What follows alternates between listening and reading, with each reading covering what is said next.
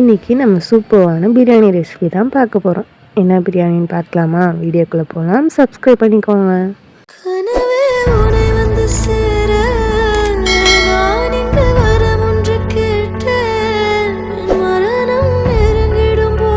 இன்றைக்கி நம்ம சூப்பராக இறால் பிரியாணி தான் எப்படி செய்யறதுன்னு பார்க்கலாமா? இறால் க்ளீன் பண்ணி இருக்குது. பட்டை, கிராம்பு, ஏலக்காய் எல்லாம் எடுத்து ரெடியாக இருக்குது. வெங்காயம் 1/4 கிலோ, 1/2 கிலோ அரிசினா 1/4 கிலோ வெங்காயம், 1/4 கிலோ தக்காளி, பச்சை மிளகா 4. இறால் நல்லா க்ளீன் பண்ணி எல்லாம் ரெடியாக இருக்குது. இப்போ மசாலா ஐட்டம்ஸ் என்னென்னு பார்க்கலாமா?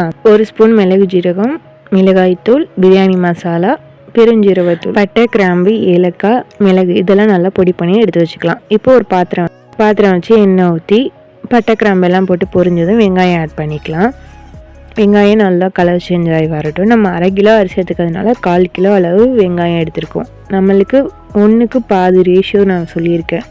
இப்போது 1/2 கிலோ அரிசி நான் எடுத்திருக்கேன். பிரியாணி அரிசி 24 கேரட் அரிசி இருக்குல்ல, அது அரைப்படி கரெக்டாக எடுத்திருக்கேன். பார்த்தீங்கன்னா தெரியும் உங்களுக்கே. நம்ம வெங்காயம் வதக்கிட்டு இருக்கும்போது அரிசி அளந்து கழுவி வச்சுட்டாக்கா இங்கே வெங்காயம் வதங்குற நேரமும் அங்கே அரிசி ஊறுற நேரமும் கரெக்டாக இருக்கும். ரொம்ப நேரம் ஊறினாலும் குழஞ்ச மாதிரி இருக்கும். நம்ம வதக்கிற ஸ்டேஜில் நம்ம ஊற வச்சா போதும். இப்போ வெங்காயம் நல்லா வதங்கிட்டு 3 ஸ்பூன் அளவு இஞ்சி பூண்டு ஆட் பண்ணிக்கலாம். இஞ்சி பூண்டோட பச்சை வாசனம்லாம் போகிற அளவுக்கு நல்லா வதக்கிக்கலாம். நிறைய புது சப்ஸ்கிரைபர்ஸ்லாம் வந்திருக்கீங்க, ரொம்ப தேங்க்ஸ். நான் யூடியூப் ஸ்டார்ட் பண்ணும்போது ஒருத்தவங்க வீடியோ பார்ப்பாங்களா 2 பேர் பார்ப்பாங்களான்னு ஸ்டார்ட் பண்ணேன். ஆனால் வீடியோ ஸ்டார்ட் பண்ணி 600-700 பேர் பார்க்கும்போது எனக்கே அவ்வளோ சந்தோஷமாக இருக்குது. தேங்க்யூ ஃபார் வாட்சிங் ஆல் ஆஃப் தேம். பார்க்குறது மட்டும் இல்லாமல் சப்ஸ்கிரைபும் பண்ணிக்கோங்க. அப்போ தான் என்னோடய வீடியோ உடனே நீங்கள் பார்க்கலாம். இப்போ இஞ்சி பூண்டோட பச்சை வாசனை போயிடுச்சு. தக்காளி, பச்சை மிளகா போட்டு தேவையான அளவு உப்பு சேர்த்து நல்லா வதக்கிக்கலாம். நல்லா வதங்கட்டும். நமக்கு பிடிச்ச ஒரு விஷயத்தை செய்யும் போது பண்ணுன்னு சொல்கிறதுக்கு ஒருத்தவங்க இருந்தாக்கா பண்ணாதன்னு சொல்கிறதுக்கு 100 பேர் இருப்பாங்க. அது மாதிரி தான் இந்த யூடியூப்பில் நான் ஸ்டார்ட் பண்ணும்போது எவ்வளோ நெகட்டிவ்ஸ்லாம் வந்துச்சு. அதையும் தாண்டி நான் போட்டுட்ருக்கேன். என்னடா இந்த பிள்ளை ஃபிலாசபிலாம் சொல்கிறதுன்னு நினைக்காதீங்க.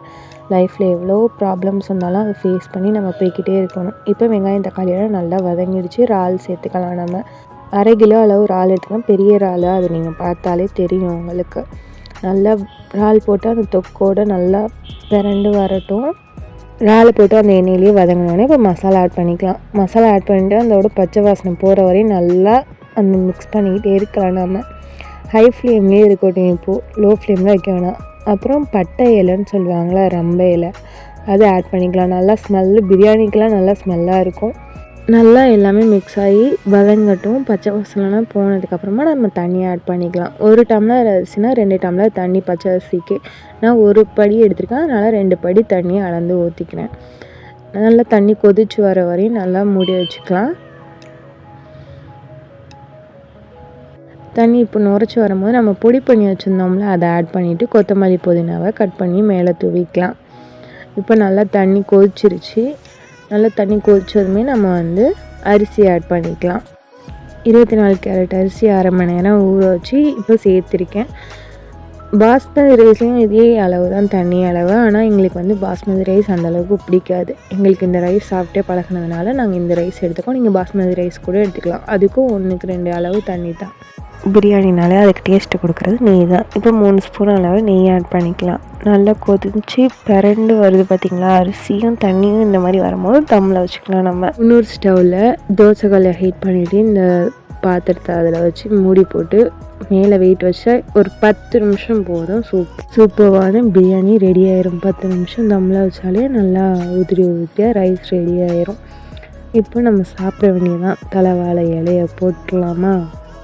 பிரியாணியை வச்சு வெங்காயம், மாங்காய் பச்சடி, முட்டை, பாயாசம் எல்லாம் வச்சு அப்படியே பார்க்கும் போதே நல்லா சூப்பராக டெம்ட் ஆகுதுல. நீங்களும் இதே மாதிரி உங்கள் வீட்டில் ட்ரை பண்ணி பாருங்கள். அப்புறம் முக்கியமான விஷயம், கலர் பவுடரும் அஜினமோட்டோவும் சேர்த்துறாதீங்க. நீங்களும் ட்ரை பண்ணி பாருங்கள். சப்ஸ்கிரைப் பண்ணிக்கோங்க. ஆளுங்கிற பட்டனை கிளிக் பண்ணிக்கோங்க. அப்போ தான் என்னோட நோட்டிஃபிகேஷன் உடனே வரும். இன்னொரு வீடியோவில் பார்க்கலாம். பாய்.